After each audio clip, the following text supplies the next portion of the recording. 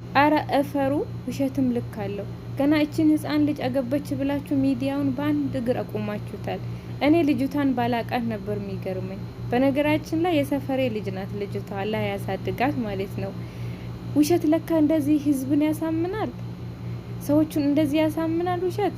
እኔ ባላቃት እኔም አምን ነበርኩኝ፣ ግን ስለማቃት በጣም ነው የተገረምኩት። የምሬን ነው ምላችሁና በዚህ ልክ ውሸት፣ በዚህ ልክ ኧረ ተው። እቺ ህፃን ልጅ አሁን ምኗ ለትዳር ደርሷል? ብላህ አለይኩም ስታቀናብሯት፣ ያልሆነ ፎቶ አምጥታችሁ ስታቀናብሩ፣ ቪዲዮዋን ስታቀናብሩ፣ እቺ ልጅ አሁን ለትዳር ደርሳለች አገበች ብላችሁ እናንተ ስታወሩ ራሱ ሼም የሚባል ነገር አታቁም። የምር እፈሩ። እኔ ለእናንተ በጣም ነው ያፈርኩት። ምክንያቱም ልጅቷን ስለማቃት የሰፈሬም ልጅ ስለሆነች እናንተ ለምትናገሩት እኔ ተሸማቀቅኩኝ ማለት ነው።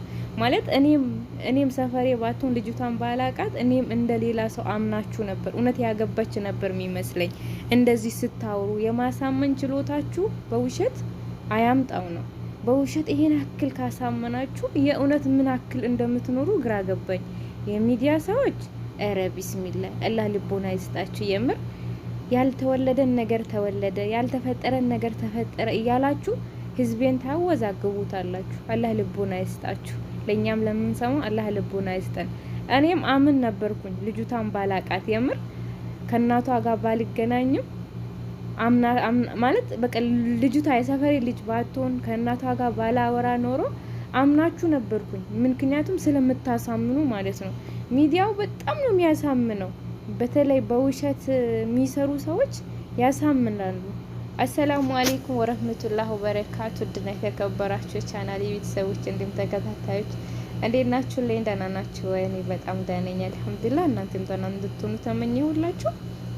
በሰሞኑ ይሄ ነገር የልጅቷ የፉፉዬ ነገር ይቆማል ብል አይቆምም፣ ይቆማል ብል አይቆምም።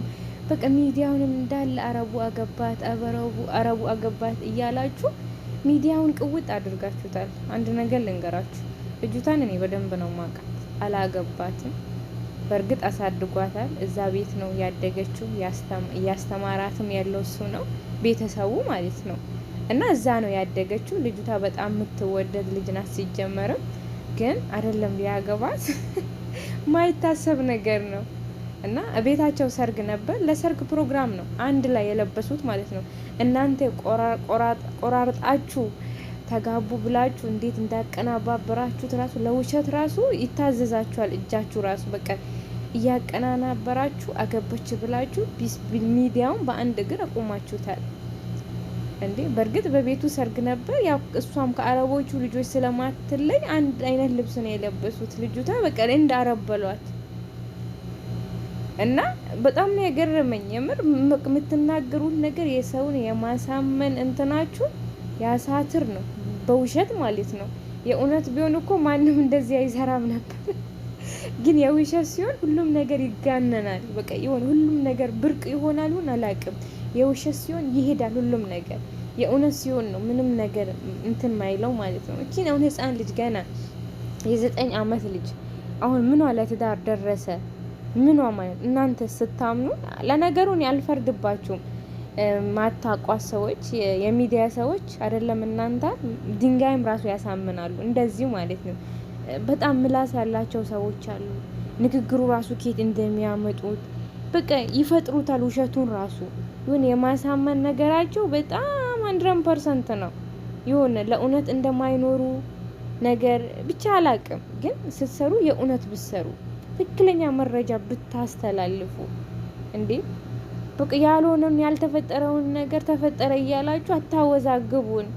ሹ ያኔ አሁን ብዙ ሰው እኮ አምኗል። በቃ እንኳንም አገባት፣ ለፍቶ ነበር፣ አሳድጓት ነበር፣ ደስ ይላል ምናምን እያሉ አምኖ የተቀበሉ አሉ። አንዳንዶቹ ደግሞ ያልተቀበሉም አሉ።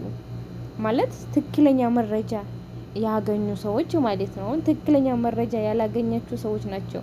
ቢሆን ደስ ነበር ማሻአላ ብታድግ ማሻአላ ነው። ገና የ9 አመት ልጅ አሁን ከዚህ በኋላ አሁን ሴት ልጅ 18 17 እንደዛ ነው። በቃ እንደዛ ስትሆን ነው ለጋብቻ ደረሰች የሚባለው፣ ከ16 በላይ ማለት ነው። ስለዚህ ከዚህ በኋላ ስንት አመት ይጠብቃታል? 7 አመት 8 አመት እንደዛ ማለት ነው። አገበች እንኳን ቢባል ማለት ነው። እንደውም ቶሎ አገበች ከተባለ ከዚህ በኋላ 9 አመት 8 አመት እንደዚህ ይጠብቃታል። እና ገናችን ህፃን ልጅ አገበች ምናምን ብላችሁ ስታወሩ ራሱ እፈሩ ለማለት አክል ነው። ዛሬ አርፍጃለሁ። ኢንሻአላህ ነገ በሌላ ቪዲዮ እስከምንገናኝ ድረስ ደህና ደሩልኝ። ሰላም አለይኩም ወራህመቱላሂ ወበረካቱ።